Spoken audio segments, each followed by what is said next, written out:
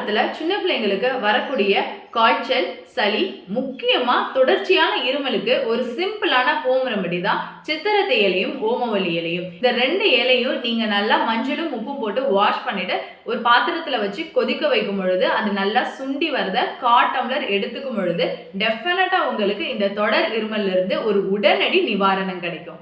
பிள்ளைங்களுக்கு தொடர்ச்சியான இருமல் இருக்கு டாக்டர் அப்படின்னு சொல்றேன். நீங்க கட்டாயம் இந்த ஹோம் ரெமெடியை ட்ரை பண்ணி பார்த்துட்டு எப்படி இருக்குன்னு கமெண்ட் செக்ஷன்ல சொல்லுங்க.